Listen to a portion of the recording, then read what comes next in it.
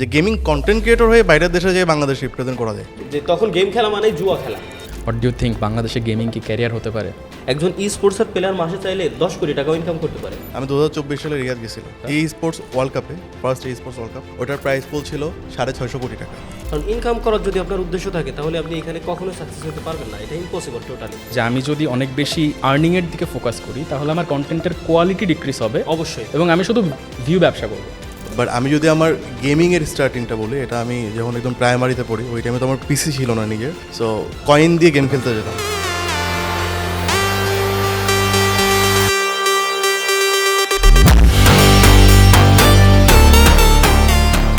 Gaming বা স্ট্রিমিংকে যতটা সহজ মনে হয় আসলে কি সেটা ততটাই সহজ? অনেকে যে বলেন গেমিংটা নাকি বলিউডের চাইতেও হলিউডের চাইতেও অনেক বড় মার্কেট, এটা নাকি NBA কেও ছাড়িয়ে যাবে, এটা কি সত্যি? সেই ব্যাপারে বিস্তারিত শুনতে, গেমিং এবং ই স্পোর্টস নিয়ে বিস্তারিত জানতে আজকে আমাদের সাথে এসে উপস্থিত হয়েছেন গেমিং উইথ তালহা এবং অ্যাপোলো গেমিং। আপনাদের সবাইকে জানাই স্বাগত। আপনারা দেখছেন next level gaming by Airtel season 2। আমি আছি আপনাদের সাথে আব্দুল্লাহ নোমান। আমি নিজেও একজন গেমিং কন্টেন্ট ক্রিয়েটর এবং স্ট্রিমার হিসেবে কাজ করে যাচ্ছি বাংলাদেশের গেমিং কমিউনিটিতে। তালহা, শুরুতেই আপনার কাছ থেকে আসি, আপনি নাকি অনেক টাকা পয়সা কামান গেম খেলে, এটা কি সত্যি? হ্যাঁ, টাকা পয়সা তো কিছু কামাই ভাই, এটা সত্য ভাই, গেম খেলে টাকা পয়সা কামাই। আলহামদুলিল্লাহ। দুদকে ফোন দিতে হবে। অ্যাপোলো ভাই কি বলেন শুনি। এবার একটু আপনার ব্যাপারে, এক মাসে ম্যাক্সিমাম কত টাকা আর্ন করা হয়েছে আপনার? এটার এক্স্যাক্ট অ্যামাউন্টটা না বলি, তবে 7 ডিজিট। 7 ডিজিট, 10 লাখের ওপরে, 99 লাখও হতে পারে। হ্যাঁ। এবার তালহা ভাই, এবার একটু আপনার কথায় আসি। এই যে 99 লাখ টাকা পর্যন্ত বা 1 কোটি টাকা পর্যন্ত আর্ন করার যে একটা স্বপ্ন দেখা যায়, এটাও যে বাস্তব হতে পারে, এই গেমিংটা যে এত বড় একটা ক্যারিয়ার হতে পারে, এটা কি আপনি 2012 সালে চিন্তা করতে পেরেছিলেন নাকি জাস্ট খেলার খাতিরে খেলতেন? ভাই, ইনকাম করার চিন্তা ভাবনা নিয়ে যদি আপনি এই লাইনে আসেন, যদি গেমিং করেন বা কন্টেন্ট ক্রিয়েশন শুরু করেন, তো আমি বলবো যে ভাই আপনি আসিয়েন না। কারণ ইনকাম করার যদি আপনার উদ্দেশ্য থাকে তাহলে আপনি এখানে কখনোই সাকসেস হতে পারবেন না, এটা ইম্পসিবল টোটালি। বাট আপনার যদি উদ্দেশ্য থাকে মানুষকে বিনোদন দিবেন, নিজে বিনোদন নিবেন, ক্রিয়েশন, কন্টেন্ট ক্রিয়েশন, এইটা কেন, মানে যদি আমার মাথায় এই চিন্তাটা নাই থাকে যেটা আমার ক্যারিয়ার হইতে পারে, তাহলে আমি কি এখানে বেশি ফোকাস দিব? তাহলে আমি কি এখানে স্কিল ডেভেলপ করে ট্রাই ইনকাম করব? করার উদ্দেশ্য যদি সত্যি বলতে আপনার থাকে, তো সেক্ষেত্রে আপনি চিন্তা করবেন যে কিভাবে বেশি ইনকাম করা যায়। ওই জন্য আপনি উল্টোপাল্টা কাজ করা শুরু করবেন, দিন শেষে দেখবেন আপনি টোটালি জিরো, আপনি কিছুই করতে পারবেন না। যেমন যেমন যদি আমি বলি যে ইনকাম করার জন্য আপনি বিভিন্ন জায়গায় বিজ্ঞাপন হয়তো আপনার সামনে আসতে পারে, কারণ এখন সোশ্যাল মিডিয়া তো এখন টোটালি স্যাচুরেটেড, মানুষের সামনে নেগেটিভিটি ছড়ানোর জন্য একেবারে ইজি প্ল্যাটফর্ম আছে না? সো আমি যদি একটু সামারি করার চেষ্টা করি, জিনিসটা কি এরকম যে আমি যদি অনেক বেশি আর্নিংয়ের দিকে ফোকাস করি তাহলে আমার কন্টেন্টের কোয়ালিটি ডিক্রিজ হবে অবশ্যই, এবং আমি শুধু ভিউ ব্যবসা করব। 100%। Okay, next level gaming with Airtel season 2তে আপনারাও চাইলে জিতে নিতে পারেন অসংখ্য পুরস্কার। এই এপিসোডের ভিন্ন ভিন্ন জায়গায় ভিন্ন ভিন্ন প্রশ্ন আসবে আপনাদের জন্য এবং সেই প্রশ্নগুলোর উত্তর দিয়ে আপনারাও জিতে নিতে পারেন আকর্ষণীয় পুরস্কার। আর যদি একটু জার্নির স্টার্টিংয়ের কথা বলি, শুরু থেকে 2026 পর্যন্ত আসাটা কিভাবে হয়েছে তালহার? এটা খুবই টাফ যদি সত্যি বলি। তখন বাটন মোবাইলে গেমিং করতাম, গেম খেলতাম, তারপর আলাদা কিছু নিয়ে আসলে ভিডিও বানাইতাম, বলতে পারেন টেক রিলেটেড ভিডিও বানাইতাম। 2016 সালে অনেক বড় একটা চ্যানেল থাকে, সেই আমলে আপনার 33,000 সাবস্ক্রাইবার মানে কিন্তু হিউজ। দেন ধীরে ধীরে ওইটাও বাদ হয়ে যায়। 2020 সালের ডিসেম্বরের 13 তারিখ থেকে হচ্ছে আমার জার্নি শুরু, প্রপার গেমিং এবং ইউটিউবিং করা। এক কথায় গেম নিয়ে ইউটিউবে আসা 2020 সালের ডিসেম্বরের 13 তারিখ থেকে শুরু। 2020 ডিসেম্বরের 13 যখন আপনি গেম স্ট্রিমিং এবং কন্টেন্ট ক্রিয়েটর শুরু করলেন, তখন আপনার কাছে কি কি ছিল গেমিং ইকুইপমেন্টস? শুধুমাত্র একটা মোবাইল, অ্যান্ড্রয়েড ফোন। শুধু অ্যান্ড্রয়েড ফোন? শুধু অ্যান্ড্রয়েড ফোন। অ্যাপোলো ভাই, আপনি যখন শুরু করেছিলেন, আপনি শুরু করেছিলেন 19 সালে। 2019-এ। 2019-এ আপনি যখন শুরু করেছেন তখন আপনার কাছে কি ছিল? আমার কাছে তখন একটা ল্যাপটপ ছিল, যেটা র্যাম ছিল 3 জিবি। 3 জিবি? হ্যাঁ। আর আপনি কি গেম খেলতেন তখন স্ট্রিমিংয়ে? স্ট্রিমিং তো আমার শুরু করা অবশ্যই পাবজি মোবাইল দিয়ে। বাট আমি যদি আমার গেমিংয়ের স্টার্টিংটা বলি, এটা আমি যখন একদম প্রাইমারিতে পড়ি ওই টাইমে তো আমার পিসি ছিল না নিজের, সো কয়েন দিয়ে গেম খেলতে যেতাম। মোস্তফা খেলতাম, আরও অনেক যে গেমগুলো ছিল ওগুলো আমি কয়েন দিয়ে খেলতাম তখন। এরপর যখন হাই স্কুলে উঠলাম তখন যাইতাম সাইবার ক্যাফেতে। জিটিএ খেলতাম, জিটিএ ভাইস সিটি, আর অন্যান্য যে গেমগুলো আছে এইগুলো খেলতাম ওই টাইমটাতে, স্কুল ফাঁকি দিয়ে বা স্কুল শেষ করে। এবং বিভিন্ন অকেশনে দেখা যাইতো যে আমি লুকাই যেতাম গেম খেলতে, কারণ অবশ্যই ফ্যামিলি থেকে তো এই জিনিসটা নেগেটিভভাবে দেখতো বা সাপোর্ট করতো না ওই টাইমটাতে। সো গেমিংয়ের শুরুটা অনেক আগে থেকে, ছোটোবেলা থেকে। তবে ওই প্যাশনটাকে সাথে নিয়ে 19 সাল থেকে বলতে পারেন যে আমি প্রফেশনালি গেমিং কন্টেন্ট ক্রিয়েশনটা শুরু করি। সো ভাই যেরকম যখন শুরু করেছিল তখন তার কাছে ছিল শুধুমাত্র একটা মোবাইল ফোন, আপনার কাছে ছিল একটা ল্যাপটপ। তার মানে কি জিনিসটা এরকমই দাঁড়ায় যে কোনো ধরনের বাজেট রেস্ট্রিকশন আসলে কোনো ব্যাপার না কন্টেন্ট ক্রিয়েশন? না না ভাই, আমার কথা হচ্ছে আপনি যদি শুরু করতে চান, আপনার কাছে যেটা আছে আপনি ওইটা দিয়ে শুরু করেন না। আপনার কাছে আপনার হাইফাই সেটআপ লাগবে এই টাইপের কোনো কিছু প্রয়োজনই মনে করি না আমি। ইয়েস, আমার কাছে একটা ঘড়ি আছে, আমি ঘড়িতে কালকে থেকে স্ট্রিম করবো, সমস্যা নাই। এনিওয়েজ, এরপরে আরেকটাতে আসি, সেটা হচ্ছে বাংলাদেশে আমরা যেটা দেখি, আমরা গ্লোবালি খুব একটা ভালো করতে পারি না গেমাররা। হ্যাঁ, বলতে পারেন। আমরা যে গেমের কথাই বলি সেটা সব জায়গাতেই। হোয়াট ডু ইউ থিঙ্ক, এটা কেন? এটা কি আমাদের নেটওয়ার্ক, পিং, আমাদের যে ইনফ্রাস্ট্রাকচার, এইগুলোর প্রবলেমের কারণে, নাকি ডিফারেন্ট কোনো প্রবলেমের কারণে? What do think? আমার যেটা মনে হয় ডেডিকেশনটা, যেটা বাইরের কান্ট্রির যারা স্পোর্টস প্লেয়ার বলেন বা অন্যান্য প্লেয়ার বলেন তাদের হয়তো একটু বেশি। তো ভাই বুঝে বলেন, কিন্তু আপনি কিন্তু বলতেছেন যে বাংলাদেশের স্পোর্টস প্লেয়াররা ডেডিকেটেড না। ডেডিকেটেড, অবশ্যই ডেডিকেটেড, বাট আমি বলতে চাচ্ছি এটা হইতে পারে ডেডিকেশন, আমি কিন্তু স্পোর্টস জন্য না। আমি যেটা বলতে চাচ্ছি সেটা হচ্ছে মানে আমার আইডিয়া থেকে হতে পারে এখানে কোচের সমস্যা হতে পারে, যে আমার যেটা মনে হয় বাইরে থেকে কোনো কোচ বাংলাদেশে এনে যে টিমগুলো আছে তাদেরকে অবশ্যই কোচ করানো দরকার, তাহলে হয়তো বা একটা বেটার পারফরমেন্স পাওয়া যাবে তাদের থেকে। থিঙ্ক তালহা ভাই, আমরা কিন্তু দেখলাম 2025-এ বিভিন্ন গেম থেকে, বাংলাদেশ থেকে বিভিন্ন গেমে মানুষজন বিদেশে গেল, সেখানে গিয়ে বাংলাদেশকে রিপ্রেজেন্ট করলো, কিন্তু যখন রেজাল্টের ব্যাপারটা আসলো তখন আমরা দেখলাম যে আমরা খুব একটা ভালো করতে পারি নাই। আমি যদি একটু বলি, হ্যাঁ, নেগেটিভ দিকে নেওয়া যাবে না, পজিটিভ দিকে আমি একটু বলি। আমাদের দেশের যে স্পোর্টসের প্লেয়াররা আছে অবশ্যই কোচ বদলানো উচিত, কারণ প্রত্যেকের খেলা সেম না, প্রত্যেক কান্ট্রির প্লেয়ারের খেলা কিন্তু সেম না ভাই, তাই না? নাম্বার 1। নাম্বার 2 হচ্ছে প্রথম একটু ফেম পাইলে এরকম কিছু হয়, এরকম কিছু নিজেদের ভিতরে কাজ করে যে আসলে অডিয়েন্সের কথা বেশি শোনা শুরু করে। বাট একজন প্লেয়ার সে কিভাবে খেলবে, অডিয়েন্স কিন্তু তাকে ডিরেকশন দিতে পারে না, সহজে পারে না ভাই, এটা আপনাকে মানতে হবে। I think this is a very good point Talha. কেন আমি বলি, কথা হচ্ছে আমাদের একটা জিনিস খেয়াল করছেন অ্যাপল ভাই, আমাদের অডিয়েন্স কিন্তু অনেক সেন্সিটিভ। যখন কোনো কিছু ভালো হয় তখন তারা আপনাকে খুব সাপোর্ট দেয়, যখন দেখা যায় আপনি কোনো একটা কিছু ভুল করে খারাপ করে ফেলছেন তখন অনেক কিন্তু ব্যাকল্যাশ, অনেক ব্যাকফায়ার সব কিছু হয়। সো ওই জায়গা থেকে আমার কাছে মনে হয় যে যারা প্লেয়ার, আপনার সাথে আমি পুরোপুরি একমত, তাদের আসলে সোশ্যাল মিডিয়াটা ইউজই করা উচিত না।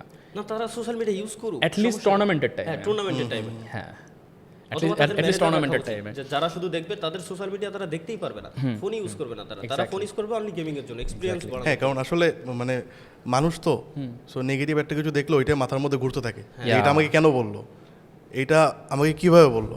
সো তালাবে যেটা বলছে এটা অ্যাকুরেট, তাদের আসলে সোশ্যাল মিডিয়া থেকে দূরে থাকা উচিত যখন টুর্নামেন্ট চলবে। আচ্ছা, প্লেয়ারের ডেডিকেশনের কথা বললেন আপনি, এবং আপনারা দুইজনের একজনই স্পোর্টস প্লেয়ার না, না। কিন্তু আপনারা স্পোর্টস প্লেয়ার নিয়ে অনেক বড় একটা কথা বলে ফেলেছেন, যে স্পোর্টস প্লেয়ার বাংলাদেশের যারা, তারা আরেকটু ডেডিকেটেড হতে হবে। হোয়াট ডু ইউ থিঙ্ক, আমি যদি ডেডিকেশন কোথাও দিতে চাই, আমি যদি কোথাও অনেক সিরিয়াস হতে চাই, আমার তো এটাও বুঝতে হবে যে এটা আমার ফিউচারে কাজে লাগবে কিনা। হোয়াট ডু ইউ থিঙ্ক, বাংলাদেশে গেমিং কি ক্যারিয়ার হতে পারে? অবশ্যই ক্যারিয়ারই তো, মানে আমি যদি আমার কথা বলি, গেমিং তো আমার ক্যারিয়ার তো গেমিংই, তালা ভাইয়েরও হয়তো বা সেমই, আরও অনেকেই আছে যাদের ক্যারিয়ার শুধু গেম। ভাই আমি যদি সহজ ভাষায় আমি আপনাকে বোঝাই বলি, আমি জাস্ট একজন সিম্পল ক্রিয়েটর, আমি স্পোর্টসের প্লেয়ার না। একজন স্পোর্টসের প্লেয়ার মাসে চাইলে 10 কোটি টাকা ইনকাম করতে পারে, অস্বাভাবিক কিচ্ছু না, কিন্তু একজন ক্রিয়েটর চাইলে কিন্তু মাসে 10 লাখ টাকা ইনকাম করতে পারে। আচ্ছা, এই যে 10 কোটি টাকা যে ইনকামের কথা বললেন, এই 10 কোটি টাকা কি রেমিটেন্স হিসেবে বাংলাদেশে আসার কোনো উপায় আছে? অবশ্যই আছে গেমিং এর মাধ্যমে? হ্যাঁ অবশ্যই আসতেছে না, গেম খেলে রেমিটেন্স? অবশ্যই। আমি একটা ইনফো দিই আপনাকে, আমি 2024 সালে রিয়াদ গেছিলাম। আচ্ছা, এই স্পোর্টস ওয়ার্ল্ড কাপে, ফার্স্ট এই স্পোর্টস ওয়ার্ল্ড কাপ, ওটার প্রাইস পুল ছিল 650 কোটি টাকা। 650 কোটি টাকা? গত বছরে যেটা ছিল 800 কোটি টাকা, এবং এই বছরে সেটা 900 কোটি টাকা। এবং সেখানে বাংলাদেশি টিমও যাওয়ার সুযোগ আছে, প্রত্যেকটা দেশ থেকে টিম যায়, 19টা টাইটেলের গেম থাকে। সো সুযোগ ভাই এখানে আছে, সেটা গ্রাব করতে হবে। এক্স্যাক্টলি। অ্যান্ড দর্শক, আপনাদের জন্য একটু অ্যাড করে দিই, কারণ এই বছর 2026-এ স্পোর্টস নেশন কাপও এসে যুক্ত হচ্ছে। তার মানে বাংলাদেশ আরও অনেক অনেক মাধ্যমে অনেক অনেক গেমের মাধ্যমে ইন্টারন্যাশনালি থাকার একটা সুযোগ পাবে, not only through cricket, football আর আদার গেমস। সো যাই হোক, এবার একটু বাজেটের দিকে আসে। আপনারা যখন শুরু করেছিলেন তখন বললেন যে বাজেট কোনো ফ্যাক্টর না, but I know a lot of people, অনেক কন্টেন্ট ক্রিয়েটার, অনেক গেমারকে আমি চিনি যারা শুধুমাত্র একটা ভালো ডিভাইস থাকতে না পারার কারণে গেমটা খেলতে পারে না, বা তারা ভালো নেটওয়ার্ক না থাকার কারণে গেমটা খেলতে পারে না। হোয়াট ডু ইউ থিঙ্ক তারা আসলে কীভাবে ওই চ্যালেঞ্জটা থেকে বের হয়ে আসতে পারবে? দেখেন, এখন একটা জিনিস শুরু করার জন্য মিনিমাম একটা রিকোয়ারমেন্ট তো দরকার। কারণ হ্যাঁ, আমি এখন ধরেন পাবজি খেলতেছিলাম শুরুতে ল্যাপটপ দিয়ে, আস্তে আস্তে আমি ভালো পিসি বিল্ড করছি বা ভালো ফোন কিনছি, আমি সেগুলোতে ভালো গেমিং করতে পারি। কিন্তু শুরু থেকে যদি আপনার একেবারেই শুরু করার জন্য যে ইকুইপমেন্টটা দরকার সেটা যদি না থাকে তাহলে তো অবশ্যই পারবে না। তবে যেটা আছে ওইটা দিয়ে যদি একটু আধটু কাজ চালানো যায় তাহলে আমার মতে সেভাবে শুরু করা উচিত। আস্তে আস্তে শুরু আস্তে করা আস্তে উচিত। হ্যাঁ, শুরু করার জন্য তার মানে বেসিক কিছু লাগে। আপনারা জিরো থেকে শুরু করলেও ভাই। শুরু করার সময় বেসিক কিছু থাকা ভালো নাকি? বেসিক কিছু বলতে এখন এমন কোনো ফ্যামিলি আপনি দেখাতে পারবেন না যে ফ্যামিলিতে একটা মোবাইল নেই, স্মার্টফোন নেই। Number one, simple preparation. প্রথম কথা, আপনার একটা সিম লাগবে যে সিমের নেটওয়ার্ক ভালো পায়। সত্যি যদি বলি, আমার যখন শুরু, এয়ারটেল সিমে শুধুমাত্র আমার গ্রামে নেটওয়ার্ক পাইতো। এটা আপনি বিশ্বাস করেন আর না করেন, এয়ারটেল সিমে, রবি এয়ারটেল সিমে আমাদের ওইখানে নেটওয়ার্ক পাইতো। আলহামদুলিল্লাহ। ওইখানে শুধুমাত্র এই সিমটাতেই আচ্ছা, নেটওয়ার্ক পাইতো। তার মানে সিম লাগবে ফার্স্ট সিম, দেন আপনার একটা স্মার্টফোন, স্মার্টফোন। যে কোনো ধরনের স্মার্টফোন হতে পারে যেটাতে আপনি গেম খেলতে পারেন। আপনার যে গেম ভালো লাগে ওই গেম দিয়ে আপনি শুরু করেন না, জাস্ট শুরু করে দেন। বাকিটা কি হবে আপনি নিজেই বুঝবেন, আর এরপর? আগে বুঝে আপনি শুরু করতে পারবেন না। এরপর শুরু করে দিবেন, এটাই এটাই। জাস্ট এরপরে একটা আপনি সিম ধীরে কার্ড ধীরে আর বুঝতে একটা পারবেন। স্মার্টফোন, আর কিছু লাগবে সিম না। কার্ড, একটা স্মার্টফোন, এনাফ। হ্যাঁ, এটাই তো। এটাই এনাফ। যদি কেউ গেম খেলতে নাও পারে, আমি একটা টিপস দিই, যদি কেউ ধরেন তার একটা ফোন আছে, গেম চলতেছে না, ঠিক আছে, আপনি অন্যদের গেমে রিয়াকশন দেন, হ্যাঁ, আপনি গেমিং কমেন্টারি করেন। তার মানে this is a very good idea. আমার ডিভাইসে I can not play the game. আবার এরকম হতে পারে যে আমি গেমটা খেললাম, কিন্তু ঠিক যে মুহূর্তে আমি ব্রডকাস্ট করতে যাচ্ছি ঠিক সেই মুহূর্তে আমি সেটা পারতেছি না। আমি অন্য যারা গেম খেলে তারা গেম কেমন খেলে সেটা নিয়ে আমি কমেন্ট্রি করতে পারি, Yep. রিয়াকশন বানাতে পারি, এটাই। কিংবা আমি হয়তো গেম খেলতে পারি ভালো, আমি দেখাতে পারছি না, কিভাবে গেমটা ভালো খেলা যায় আমি সেটা শিখাতে পারি মানুষকে, রাইট? এটাই। So there are lot of ways যেখান থেকে টিপস মানুষ এন্ড ট্রিক্স, এটা দিয়ে আমার শুরু একজন ছিল। কন্টেন্ট ক্রিয়েটর হতে পারে, এবং সেটা যদি চায় মানুষ এক সপ্তাহের ভেতরে সেটা শুরুও করতে পারে। অবশ্যই। কারণ একটা সিম কার্ড এবং একটা স্মার্টফোন এটা ম্যানেজ করা পসিবল অনেকের জন্যই, রাইট? ইজি। যেটা লাগবে সেটা হচ্ছে স্কিল। ভাই, স্কিলটা কই পাই? স্কিলটা তো ওটা দিনে দিনে ডে বাই ডে ইমপ্রুভ হবে এবং চলে আসবে। আচ্ছা। বাট শুরুতে আসলে স্কিল দরকার পড়ে না। আপনি অডিয়েন্সকে কতটুকু এন্টারটেইন করতে পারতেছেন, আপনি কতটুকু ইনফো দিতে পারতেছেন, এটাই ম্যাটার করে শুরুতে।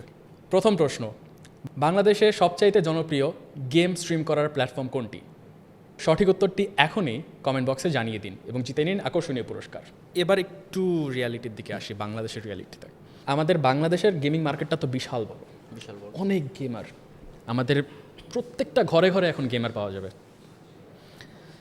এই জায়গাতে আমাদের গেমিং কন্টেন্ট ক্রিয়েশনের দিকে আমরা এত কম ভ্যারাইটি কেন দেখি? এখন এটা ডিপেন্ড করতেছে আপনার পয়েন্ট অফ ভিউ থেকে ভাই, আপনি কোন দৃষ্টিকোণ থেকে দেখতেছেন। আসলে আপনার দৃষ্টিকোণ থেকে বাংলাদেশের গেমিং সিনে ভ্যারাইটি বেশি নাকি কম? বেশি। বেশি। বেশি, আবার যদি বলি যে বেশি তাহলে বেশি, যদি বলি কম তাহলে কম। কেন? কারণ সবাই কম কেন? সবকিছু ট্রাই করে না। কম কেন?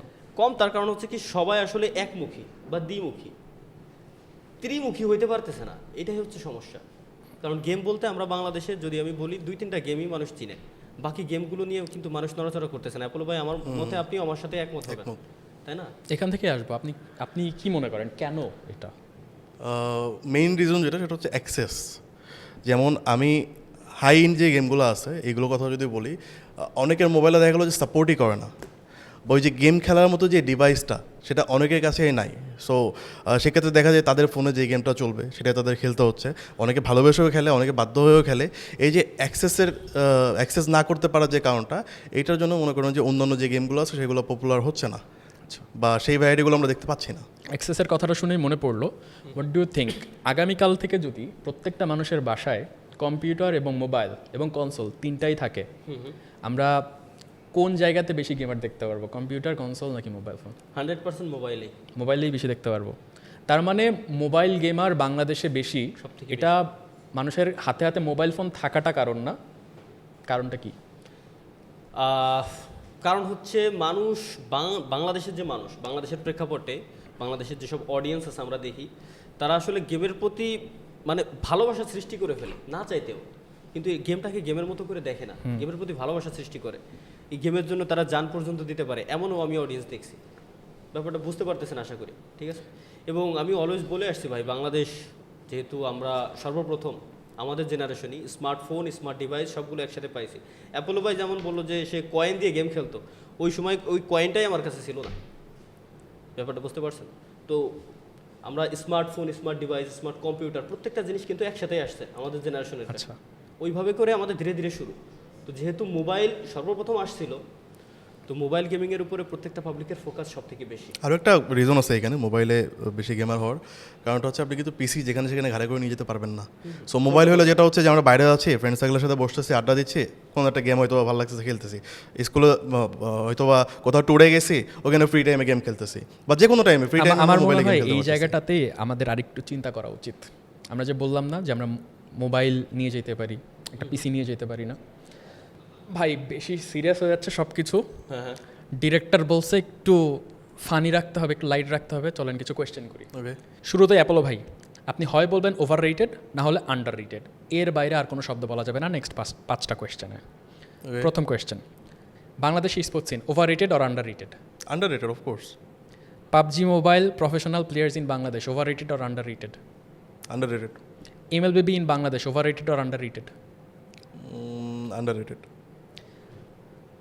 Bangladeshi professional gaming content creators, overrated or underrated? Underrated obviously. এবার আনপপুলার ওপিনিয়ন। ওকে। আমি আপনাকে 5টা পয়েন্ট বলবো, সেই 5টা পয়েন্টে 5টা আনপপুলার ওপিনিয়ন দিতে হবে। ওকে।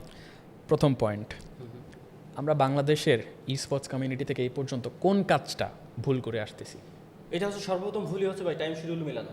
আপনি কখন পড়বেন, কখন ঘুমাবেন, কখন খাবেন, কখন গেমিং করবেন, এই জিনিসগুলো টাইম শিডিউল আমরা মিলাইতে পারি না। এটা হচ্ছে সবথেকে বড় ভুল। ছি, one thing, PD gamers over hype. BD gamer over হাইপটা অবশ্যই। ব্যাপারটা হচ্ছে কি এমন যে আপনি বিদেশে গেলেন, কিছু করে দেখাইলেন বা কিছু করে দেখাইতে পারলেন না, আপনাকে নিয়ে মাথায় তুলে নাচতে হবে আমার, তারপরে আবার আপনি একটু খারাপ করলেন কখনো গেমিংয়ের টাইমে, তখন আবার আপনাকে আমি গালি দিচ্ছি, যখন বেশি ভালো করতেছেন তখন বেশি ভালোবাসা দিচ্ছি, আবার গালি দিচ্ছি, এই জিনিসগুলো খুবই খারাপ। মানে মাথায় নিয়ে নাচা যাবে না আর কি, অল্পতেই পাশে দাঁড় করিয়ে নাচতে হবে। হ্যাঁ one thing, global team do better. হ্যাঁ অবশ্যই আমাদের থেকে তারা বেশি ভালো করতেছে। যেমন তাদের যে কোচগুলো আছে, প্রত্যেকটা টিমের কোচ আলাদা, তারা কোচ পরিবর্তন করে, কিন্তু বেশিরভাগ টাইমে আমরা দেখি কোচ পরিবর্তন করে যে কোন কান্ট্রির প্লেয়াররা কেমন খেলে ওই জিনিসটা বোঝার জন্য। বাট আমাদের কান্ট্রিতে এটা খুবই কম করা হয়। আমাদের কান্ট্রিতে সম্পূর্ণ সোশ্যাল মিডিয়ার উপরে আমাদের টিমগুলো, আমাদের প্লেয়ারগুলো ফোকাস রাখে সোশ্যাল মিডিয়ার দিকে, যে অডিয়েন্স কি বলতেছে ওইটা তারা ফোকাস করে, গেমিংয়ের দিকে তারা ফোকাস খুবই কম করে।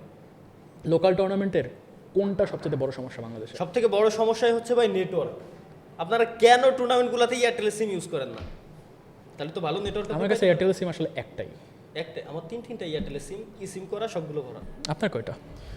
আমার কাছে আছে বেশ কয়েকটা এবং কালেকশন আছে আমার আমার কাছে। 3টা। আচ্ছা, ওয়ান মিথ অ্যাবাউট স্পোর্টস।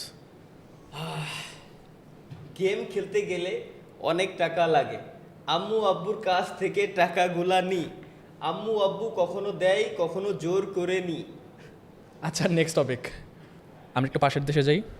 আমাদের পাশের দেশের যে গেমিং মার্কেটটা, সেই মার্কেটটা কিন্তু বিশাল। বিশাল। পুরা দক্ষিণ এশিয়ার সাথে যদি তুলনা করি তাহলেও হয়তো আমরা সমান হব না, এত বড় তাদের মার্কেটটা। আমি সেখানে 2000 সালের আশেপাশের সময়ের দিকে চলে যাই। কেন আমি এটা বলতেছি, কারণ আমার ওখানে এক সিনিয়র কলিগ ছিলেন, তিনি আমাকে এই স্টোরিটা বলছেন।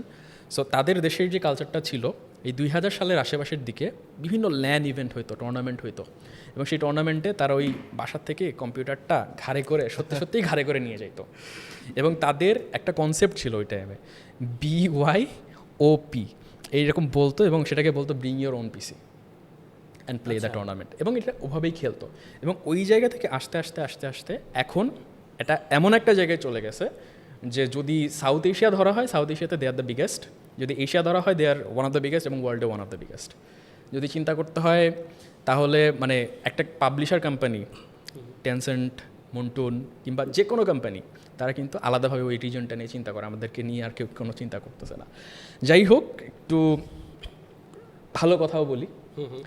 আপনি প্রথম আর্নিং করেছেন গেমিং, স্ট্রিমিং বা কন্টেন্ট ক্রিয়েট করার কতদিন পর থেকে? এটা আমার বেশি দিন সময় লাগে নাই, যেহেতু আমার একটা এক্সপিরিয়েন্স ছিল। আমি যেটা বললাম যে 12 সাল থেকে আমার শুরু, ওকে, জার্নিটা শুরু। কত সালে আর্ন করেছেন? আর্ন করছি এইটা 2020 সালেই, যদি আমি ধরি গেমিং স্ট্রিমিং থেকেই। এইটা অ্যামাউন্টটা যদি আপনি জিজ্ঞাসা করেন, এটাও আমার এক্স্যাক্টলি মনে আছে। ওকে, কত আই ছিল? থিঙ্ক 92,176 টাকা। 92,000 176 টাকা। এটা কি ফার্স্ট 176 ইনকাম টাকা। ছিল? হ্যাঁ, ফার্স্ট ইনকাম ছিল ইউটিউব থেকেই আমার শুধুমাত্র। আপনার এই ফার্স্ট ইনকাম দিয়ে কি করেছেন আপনি? সম্পূর্ণ টাকা আমি আমার আব্বুর হাতে দিয়ে দিয়েছিলাম আর কি। পুরোটা? কারণ সে যোগ্য, পাওয়ার যোগ্য। আমার আব্বুই লাস্ট পর্যন্ত হেল্প করছে। ইভেন আমার আব্বু এখনো পর্যন্ত বুঝে না যে ইউটিউবিং কী জিনিস। আব্বুরে এইভাবে আমি বুঝাই রাখছি, আব্বু ইউটিউবিং হচ্ছে এমন একটা জিনিস, ইউটিউবিং করতেছি। আপনি যেমন টিভিতে নিউজ দেখেন, খেলা দেখেন, সেম আমিও এরকম খেলা, এটাও একটা প্ল্যাটফর্ম টিভির মতো, ওইখানে দেই, বিজ্ঞাপন আসে, বিজ্ঞাপন থেকে আমার ইনকাম হয়। বিভিন্ন সময় স্পন্সরের বিজ্ঞাপন আসে, ওইগুলো দিয়ে আমি ইনকাম করি। এইভাবে করে আমার আব্বুরে বুঝাইছি। আপনার বাসার আশেপাশের কেউ এরকম কখনো আপনার বাবা বা মায়ের কাছে এসে বলেছে যে এই যে আপনার ছেলে গেম খেলে, এগুলো তো এটা জুয়া, এগুলো তো হ্যাঁ। খারাপ, এগুলো বলেছে? 100% ভাই। একটু কাহিনীটা প্রচুর শুনি। পরিমাণে প্রথমে বলছে যে তখন গেম খেলা মানে জুয়া খেলা, এমনটাই মনে করতো। ইভেন এখনো পর্যন্ত গ্রাম্য সাইডে এমন আছে, আমাদের নড়াইল জেলা অবশ্য এখন গ্রাম নাই বললেই চলে, সেমি শহর বলা চলে প্রত্যেকটা জায়গাতেই, ঠিক আছে? তো এমনও সময় ছিল যে আমার আব্বুর কাছে এসে বলতো যে আপনার ছেলে তো জুয়া খেলে, অনলাইনে এরকম কি করে, জুয়া খেলে, ইনকাম করে, এই করে, জুয়া খোর। আর আব্বুরে একবার বুঝাই দিছি, আব্বু ঠিক আছে, কারণ আমার আব্বুর আমার উপরে ভরসা আছে, অনেক সাপোর্টিভ। তার মানে আব্বু অনেক সাপোর্টিভ, ঠিক আছে, ভরসা আছে যে আমার ছেলে যেটা করতেছে ও সঠিক করতেছে, ও ঠিক, যেটা করতেছে ওটা ঠিক, ব্যাস। না, আমার আব্বুর শুধুমাত্র জীবনে যদি আমি বলি একটাই রুলস আমাকে শুধু দিয়ে রাখছে যে আমি জীবনে যাতে কোনোদিনও একটা জিনিসের প্রমোট করতে পারবো না, সেটা হচ্ছে আপনার জুয়া, বেটিং, যেটা এটা মাইনে চললে আমি যা করব সব সঠিক। মাশাল্লাহ, তালহা ভাইয়ের ফ্যামিলি অনেক সাপোর্টিভ। একজনের ফ্যামিলি সাপোর্টিভ, আর একজন ফ্যামিলি বানাইছে গেম থেকে। শুনি এবার আপনার গল্প। হ্যাঁ, আমার ফ্যামিলিও সাপোর্টিভ এখন। তবে আমি একটু বলি একটা স্টোরি, সেটা হচ্ছে আমি যখন ল্যাপটপ দিয়ে স্ট্রিমিং শুরু করি বা গেমিংটা শুরু করি, তখন ফ্যামিলি থেকে ওইভাবে বুঝতো না যে আসলে আমি কী করতেছি। আমিও করতাম প্যাশন থেকে, মানে আমার তো গেম খেলা আগে থেকেই প্যাশন ছিল, এবং স্ট্রিমিংটাও শুরু করি প্যাশন থেকে, যে ঠিক আছে স্ট্রিমিং করবো, অডিয়েন্স দেখবে, মজা পাবে, এরকম। বাট আমার আব্বু অনেক মাইন্ড করতো এটাতে, যে আমি সারাক্ষণ গেম খেলতেছি, অলওয়েজ গেম খেলতেছি, এটা কেন করি, আমি তো অন্য কিছুও করতে পারি চাইলে। তো পরে আমি আব্বুকে বললাম, আব্বু এখন এই ল্যাপটপ দিয়ে তো হচ্ছে না, আমি একটা পিসি কিনতে চাই, নিজের টাকা দিয়ে অবশ্য, আমি যেটা জমাইছিলাম। তো আব্বু বলে যে ঠিক আছে পিসি কিনতে পারবা, তবে গেম খেলতে পারবো না, শর্ত হচ্ছে এটা। আমি বলছি ঠিক আছে, আমি গেম খেলবো না, আমি অন্য কিছু করবো, আমি পিসিটা কিনতে হবে আমার, কারণ আমার এটা করতে হবে, ওটা করতে হবে, ফ্রিল্যান্সিং করতে হবে, এখানে ভালো ভালো পিসি লাগে, ঠিক আছে। সো পিসি কিনে আনলাম, এনে ওই দিনই পাবজি ইনস্টল দিলাম, দিয়ে পাবজি খেলা শুরু করলাম আবার। এরপরে আস্তে আস্তে আস্তে আস্তে যখন এখান থেকে মোটামুটি আমার সাকসেস আসা শুরু করলো, বা ফ্যামিলি থেকেও বোঝা শুরু করলো যে না এটাও একটা ক্যারিয়ার হতে পারে, তারপর থেকে আর কিছু কখনো বলে নাই, এবং এখন তো মাশাআল্লাহ অনেক সাপোর্টিভ সবাই, আলহামদুলিল্লাহ। And আমার এখন বলতে একটা পারেন জিনিস দেখছেন, খুব কৌশলে তার ফ্যামিলি বানানোর গল্পটা কিন্তু বাদ দিয়ে দিল। এটাই ভাই। এবার একটু বলেন যে আপনাদের দেখা কিভাবে হয়েছে, আপনারা কিভাবে প্রেম করলেন, কিভাবে বিয়ে পর্যন্ত আসলো। এটা তো আরো অনেক আগের কাহিনী আসলে। বলেন বলেন না, শুনি, আমারও short এ মনের বলেন। ভিতর কিউরিওসিটি কাজ করতেছে, বলেন না, আপনি তো আমি আচ্ছা। শিখি আপনার থেকে। আমার আমার আমার আমার বিয়ের কিন্তু এই বছরটা 10 বছর হবে, মাশাআল্লাহ। 10 জুলাইতে। 10 Yeah. বছর হ্যাঁ। এই বছরে? হ্যাঁ, এই বছর 10 বছর হবে। এবং আমাদের দেখা বা আমাদের প্রেমের শুরুটা ক্লাস 7 থেকে, মানে আমি ক্লাস 7-এ, সে ক্লাস 6-এ। ক্লাস 6 তখন গেম খেলতেন? তখন তো গেম খেলতামই, হ্যাঁ অবশ্যই। এবং আমাদের বিয়েটা হয় এসএসসির ঠিক কিছুদিন আগে, মানে ক্লাস 10-এ। এটা কলমা বলতে পারেন, ইসলামে কলমা তো বোঝেন, কলমা হয়, বিয়ে না। এবং ইন্টারের পর, যখন ইন্টারে উঠি, এরপরে গিয়ে সে আর আমি এক হই, বা সে আর আমি ঢাকায় চলে আসি আমার আব্বুর কাছে। তো আমি পড়তাম হচ্ছে ক্লাস 7-এ, এবং সে পড়তো ক্লাস 6-এ। আমি ছিলাম স্কাউট লিডার, এবং সে লাকিলি আমার টিমে যোগ দেয় স্কাউট শেখার জন্য। এবং আমি যেহেতু লিডার ছিলাম, সুযোগ একটা পেয়ে গেছি, সে অনেক ভালো পারতো, বাট তারপরে আমি তার পাশে যেয়ে তাকেই শিখেতাম বারবার, যে আপু আপনার হচ্ছে না, আপনি এইভাবে করেন, ওইভাবে করেন। এটা করতে করতেই বাল্যপ্রেম হয়ে যায় আমাদের। এরপর থেকেই আস্তে আস্তে আস্তে আস্তে বিয়ে, অ্যান্ড বিয়ে থেকে যে 10 বছর হতে যাচ্ছে। আপনি কি বাল্য বিবাহ করছিলেন? না, পুলিশের ভয়ে বলবো না। পুলিশের ভয়ে? না, ওটা তো বাল্য বিবাহ, ছোট ছিলাম বিদায় কলমা হয়েছে, যখন একটা বয়স আসছে এরপরে গিয়ে কাবিন করে দেন। লাস্টে এটাও অ্যাড করে দিতে পারতেন, আপনি 2টা ছেলে মেয়ে আছে আপনার। এটা তো আছে, এটা তো এখন এটা তো তখন ছিল না, হ্যাঁ 2টা ছেলে। আপনি বড় লোক ভাই। এবং আমি একটু বলি, আমার ফ্যামিলিতে ভাই আমি গেমার, পরে আমার ওয়াইফও আমার সাথে সাথে গেমার হয়ে যায়। মানে কিভাবে যে কি হয়ে গেল ভাই, আপনাদের দোয়া, অডিয়েন্সের দোয়া। আলহামদুলিল্লাহ। এনিওয়েজ, আমি একটা জিনিস দেখেছি আমার খুবই ভালো লাগতো, যেটা হচ্ছে আপনি এবং ভাবি আপনারা দুজন একসাথে একই রুম থেকে বসে আপনাদের নিজেদের সেটআপ দিয়ে স্ট্রিম করতেন। আমার এটা অনেক স্বপ্ন ছিল যে আমি একটা গেমিং রুম বানাবো, যেখানে আমারও ডেস্ক থাকবে, আমার ওয়াইফেরও একটা গেমিং সেট থাকবে। সো আমি যখন আমার প্রথম গেমিং রুমটা বানাই এবং সব কিছু সেট আপ, তো এখানে আমারও সেট ছিল, পাশেই ঠিক আমার ওয়াইফের সেট আপটাও আমি করি, এবং আমরা একসাথে গেম খেলতাম, একসাথে স্ট্রিমিং করতাম, আমার ফেস ক্যাম নিচে ওর ফেস ক্যামটা লাগায় রাখতাম, অডিয়েন্স অনেক এনজয় করতো এটা। মাশাআল্লাহ। ঠিক আছে তালহা ভাই, আমার মনে হয় আপনি বুঝতে পারছেন আমি কি প্রশ্ন আপনাকে করতে চাই। জি, জি। বিয়ে কবে করছেন?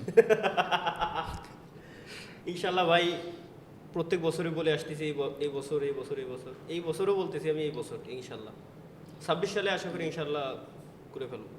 শুরুতে আপনাদেরকে একটা কথা বলছিলাম যে আপনারা স্পোর্টস প্লেয়ার না, আপনারা কিন্তু মাইন্ড করেন না।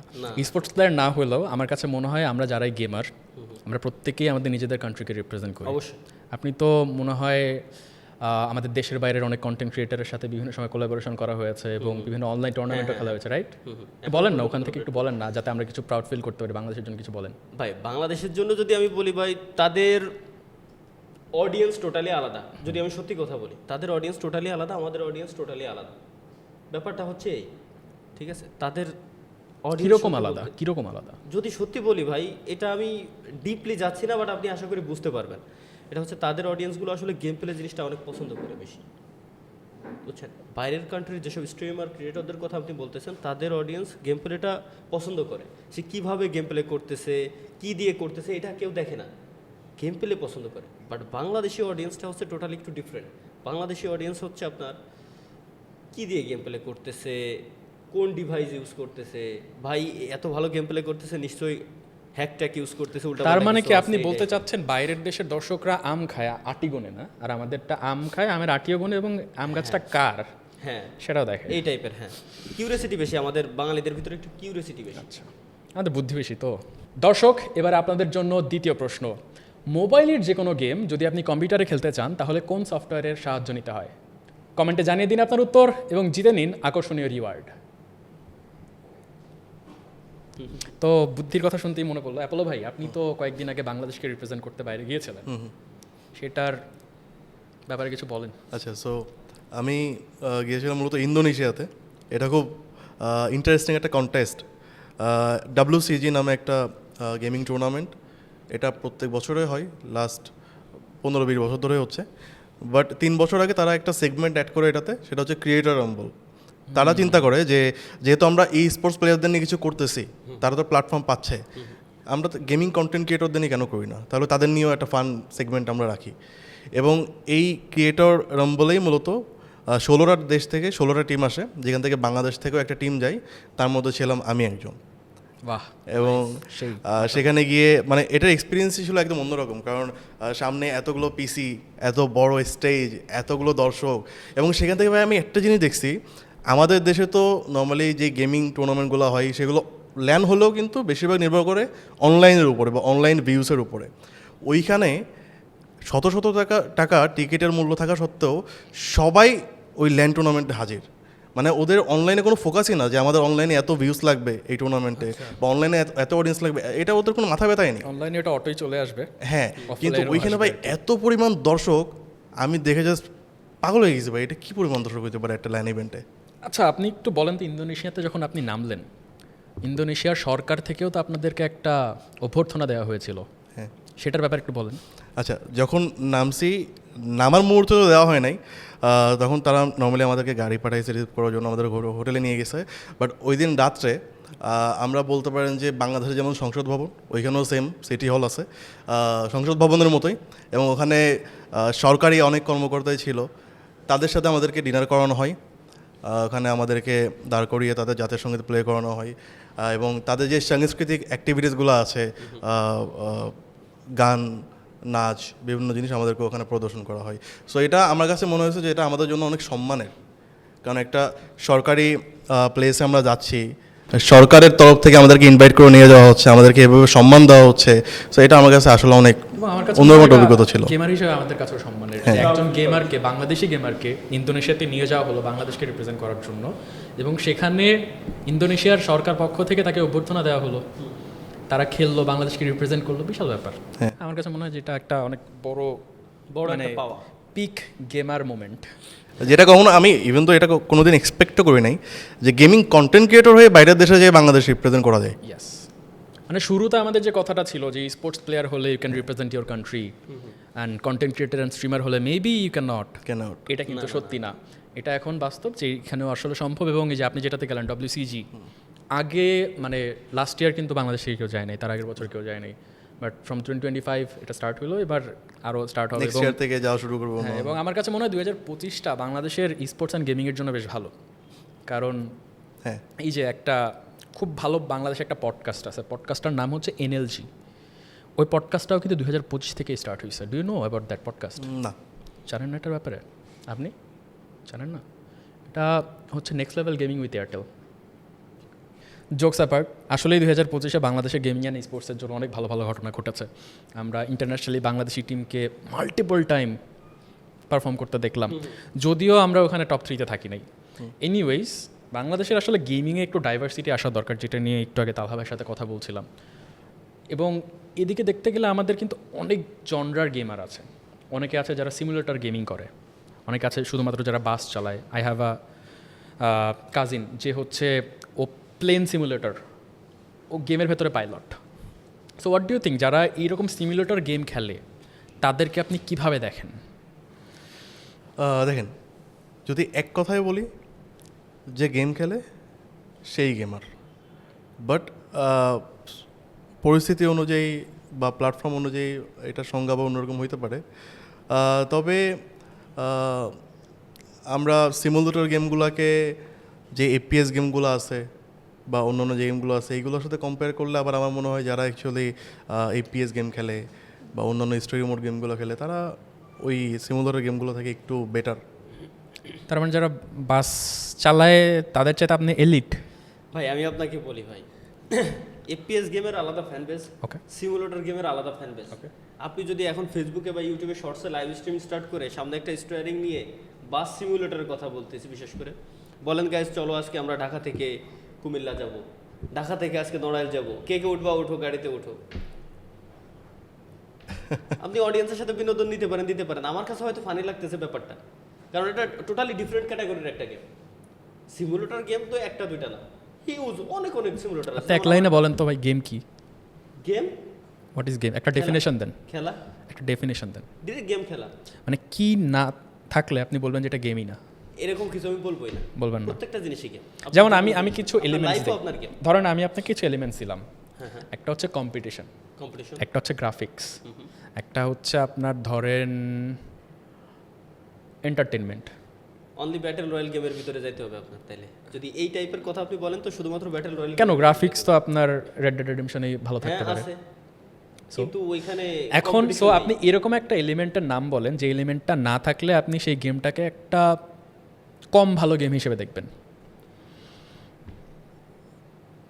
কিসের কথা বলবো ভাই, এই জামানায় এসে এফপিএসটা যেমন আমি যদি সিমুলেটর গেমের কথা বলি, বা সিমুলেটর গেমে কিন্তু কম্পিটিশনটা মেইন না, নেই, এক্সপেরিয়েন্সটা মেইন। এক্সপেরিয়েন্স নেই। আমি যদি ব্যাটল রয়্যাল গেমের কথা বলি, সেখানে কিন্তু এক্সপেরিয়েন্স সেটা আসেই কম্পিটিশন থেকে। হ্যাঁ হ্যাঁ, অবশ্যই। সো সেই জায়গা থেকে আপনার জন্য গেমের কোন এলিমেন্টটা সবচেয়ে বেশি ইম্পর্টেন্ট? খুবই কমপ্লিকেটেড প্রশ্ন ভাই, আপনি এমন একটা কোশ্চেন করছেন যে প্রত্যেকটা গেমিং কমিউনিটি আলাদা আলাদা কমিউনিটির যাতে ধরে আমার মারবে না, এটা তো চাই। বুঝছেন, এটাই চান আপনি যে আলাদা আলাদা কমিউনিটি আমার ধরে যাতে মারে? না না, মারবে না। ভাই গেম হইতে হবে ভাই, প্রথম কথা হচ্ছে গেমের মতো গেমটা এমন হবে যাতে আপনি আপনার স্কিল ডেভেলপ করতে পারেন। স্কিল, সো আপনি এরকম একটা জায়গা চান যেখানে স্কিল দেখানোর, ফ্লেক্স মারার জায়গা আছে। কোন এলিমেন্টটা গেমের ভেতরে না থাকলে আপনি সেটাকে হয়তো গেমই বলবেন না? এটা হচ্ছে গোল। লাইক ধরেন আমি একটা গেম খেলতেছি, এটা খেলার পরে আমি কি পাচ্ছি, ওই গেম থেকে কি পাচ্ছি, বা আমি ওই গেমের মধ্যে কি অ্যাচিভ করতেছি, কোনো একটা র্যাঙ্ক বা কোনো একটা মিশন কমপ্লিট করতেছি বা যে কোনো টাস্ক আমি কমপ্লিট করতেছি, এইরকম যদি না থাকে তাহলে আমি সেটাকে গেম বলতে পারি না। আমি যদি এক্সাম্পল দিয়ে বলি, ধরেন যে GTA 5 মড, যেখানে শুধু আমরা কী করি, একটা পর একটা মানুষ মারতে থাকি, বা ধরেন যে গাড়ি দিয়ে কোনো একটা এনপিসিকে ডলার দিয়ে চলে গেলাম, মানে ওইখানে আলটিমেটলি কোনো গোল নাই, আমরা জাস্ট একটা একই লুপে চলতে আছি। আমি যদি আরও একটু উদাহরণ দিয়ে বলি, সেটা হচ্ছে 2023-24 সালের কথা। ওই টাইমে একটা গেম খুব ফেমাস ছিল, আরডিআর এর কথা আপনি একটু আগে বললেন। এই আরডিআর এর মিস ইউজ করে অনেকে স্ট্রিম করতো, এই টাকলা মোড়াদের মাথা ফাটাচ্ছে, এই সাপ মারতেছে, মানে একটা না শুধু ফাটাচ্ছে, একটা না সাপ মারতেছে, কোনো গোল নেই। বাট আবার ওই লাইভ দিকে এটা যে কি ভাইরাস, ওই লাইভগুলো দেখতেছে ভাই 20,000, 30,000, 40,000 মানুষ ওইটাতে ওয়াচ করতেছে, মানে একটা না দেখতেছে। এই কারণেই বর্তমান যুগে যেসব মানুষ আছে তারা ভাবে যে গেম বলতে হয়তো এই জিনিসগুলোরই বোঝানো হয় যে সাপ মারতে হবে। ফেসবুকে যে গেমিং এ স্ট্রিমিং করা বলতেই বোঝায় মনে হয় সাপ মারতে হবে, সান্ডা মারতে হবে, বাট এইটা অ্যাকচুয়ালি গেম না, এবং এইটা যারা খেলে তারা গেমারও না। আপনি খুব ভালো একটা কথা বলছেন যে আসলে কি হলে গেম না। আমার কাছে মনে হয় ওইটাই একটা মিনিং থাকা উচিত, একটা পারপাস থাকা উচিত, একটা গোল থাকা উচিত। এবং ওই ঘটনাগুলোর কারণে বাংলাদেশে এখন ওই যে আপনি যেটা বললেন যে গেমিং মানে জুয়া, গেমিং মানে সান্ডা মারা, গেমিং মানে ফাইজলামি এবং সময় নষ্ট, এটা ফিক্স করতে হবে এবং ফিক্স করতে পারবেন আপনারাই। ভাই এইখানে আমি একা বা অ্যাপোলো ভাই একা দুজনে কিন্তু আমরা পারবো না বা এরকম 2-3 জনের সম্ভব না। সবার ধীরে ধীরে সবার আসতে হবে। সবাই আসলেই বাংলাদেশি গেমিংটাকে আমরা পপুলার করতে পারবো, গেম জিনিসটা কি আসলে বুঝাইতে পারবো মানুষকে। না হলে ভাই যেভাবে চলতেছিল ওইভাবে চলবে। শুধু টুর্নামেন্টের লাইভগুলো তো অনেক ভিউ আসা দরকার, যেমন যে গত বছর টুর্নামেন্টের লাইভে গত বছর ভাই আপনি পাবজি মোবাইলের যে স্ট্রিমিংটা হয়েছিল এয়ারটেলটাই দেখেন না, ওটা ট্রেন্ডিং এ গেছিল। হ্যাঁ ট্রেন্ডিং এ ছিল #1 এ। তো আপনি এটাই তো দেখছেন না। হ্যাঁ, তো আপনি যখন এইখানেই আপনি দেখছেন যে এইখানে এটা হইছে, তো সুতরাং করা তো পসিবল। ইয়েস, এবং প্রত্যেকটা জিনিস নিয়ে করা পসিবল। এবং আমার মনে হয় আমাদের প্রত্যেকটা গেমারেরও এই জায়গা থেকে আমাদের যারা পরিবারে মানুষ আছেন তাদেরকে জানানো উচিত গেমিংয়ের পজিটিভ সাইডটা কি, এবং এই গেমিংয়ের পজিটিভ সাইডটা কখনোই বলে হবে না, এটা করে দেখাতে হবে। যেমন সাইড করে দেখাইতে হয়, বলে কোনোদিনও বোঝানো সম্ভব না। যেমন এই যে তালহা যখন বললো যে তার ফ্যামিলিতে সাপোর্ট দেওয়া শুরু করলো, কখন? যখন আর্নিংটা স্টার্ট হইলো, রাইট? দেখাইতে হইছে। যদি তালহা বলতো যে ভাই আমি তো আসলে টাকা কামাইতে পারবো, আমাকে গেম খেলতে দেন, হবে না। অ্যাপোলো ভাই কি করছিল? বলছে যে কম্পিউটারে অনলাইন ক্লাস করবে, অনলাইন ক্লাস না অন্য কিছু করবে, করার কথা বলে গেম খেলা শুরু করবে, সাথে কথা বলবে আর কি, যাই হোক এইগুলোই ধরে নিতে পারি। এখন এবার একটু অন্য জায়গাতে আসি। ভাই মোবাইলের গেম পিসিতে খেলতো আগে, এখন এরকম অনেকেই আছে যারা মোবাইলের গেম পিসিতে খেলে। আমি নিজেও আছি, এই কারণে আপনাকে বলতেছি। আচ্ছা, সো এই জিনিসটাকে আপনি কিভাবে দেখেন? ভালোভাবে দেখি ভাই, আমার দৃষ্টিকোণ থেকে। আর যদি বাকি অডিয়েন্সের কথা, তো সেই ক্ষেত্রে ভালোভাবে কোনোদিনও দেখি না। মোবাইলের গেমস আপনি পিসিতে যদি খেলেন, আপনি কন্টেন্ট ক্রিয়েটর হতে পারবেন, ই স্পোর্টস প্লেয়ার হতে পারবেন না, ই স্পোর্টসের দিকে যাইতে পারবেন না, কোনোদিনও টুর্নামেন্টও খেলতে পারবেন না। আমি একটু এখানে অ্যাড করতে চাই। হ্যাঁ, মানে আমরা যারা গেমিং কন্টেন্ট ক্রিয়েটর, যারা এমনি কন্টেন্ট ক্রিয়েট করি অডিয়েন্সকে এন্টারটেইন করার জন্য, তাদের জন্য আসলে ডিভাইসটা ম্যাটার না, যে আসলে আমি ফোনের গেম পিসিতে খেলতেছি নাকি পিসির গেম ফোনে ক্লাউডে খেলতেছি, এটা কোনো ম্যাটার না। আমি অডিয়েন্সকে এন্টারটেইন করতে পারতেছি কিনা, গেমটা ডেলিভার করতে পারতেছি কিনা, এটা হচ্ছে মেইন পয়েন্ট আমাদের ক্রিয়েটরদের জন্য।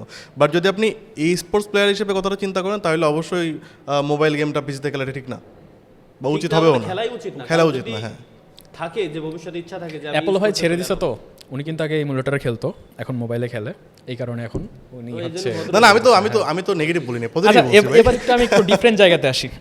এতক্ষণ আমরা অনেক গল্প সল্প করলাম, কিভাবে আসছেন না আসছেন সব কিছুই জানলাম। আমি যদি ভুল না হয়ে থাকি তাহলে এটা আপনাদের দুইজনেরই প্রথম পডকাস্ট। বেশ ভালো একটা ব্যাপার, মানে সারা জীবনের একটা হিস্ট্রির ব্যাপার হয়ে যাবে, আপনার নাতি নাতনিকে দেখাবেন। আমি পডকাস্টে ছিলাম না, আমার সব থেকে ভালো লাগে এই যে বলি আপনাকে, আমার ছেলে আমার ভিডিও দেখে, 2 ছেলে ভিডিও দেখে, আমার বড় ছেলে সার্চ করে আনে আর 2 জন মিলে বসে দেখে। তো আমার না আমার ছেলেরা যখন আমার ভিডিও বসে দেখে, তখন আমার অনেক বেশি ভালো লাগে। মাশাআল্লাহ, সেই পডকাস্টটাও তারা দেখবে। মাশাআল্লাহ। এবার আসলে আমরা যেই জায়গাটাতে যাব সেটা হচ্ছে কন্টেন্ট কীভাবে বানাতে হয় সেটা। আমরা ওখানে কিন্তু ছিলাম, একটু বের হয়ে আসছি, এবার আর একটু স্পেসিফিক আসবো। প্রথম যে জিনিস আমি জানতে চাবো সেটা হচ্ছে আপনারা কিভাবে একটা ভিডিওর টপিক খুঁজে বের করেন, কনসেপ্ট কোথা থেকে বের করেন? নাম্বার 1 ভাই, এটা উত্তর দিয়ে বলা সম্ভব না ভাই। কারণ কি, যখন আপনি যে কোনো একটা পেশায় থাকবেন, ওটা কিভাবে করতে হয়, কিভাবে করতেছেন আপনি, প্রত্যেকটা জিনিস ভালো করে আপনার ধীরে ধীরে আইডিয়া আসবে না, তো হুটহাট করে চলে আসে। তার মানে আপনার প্রথম উত্তর হচ্ছে অভিজ্ঞতা থেকে। দ্বিতীয় উত্তর বলেন।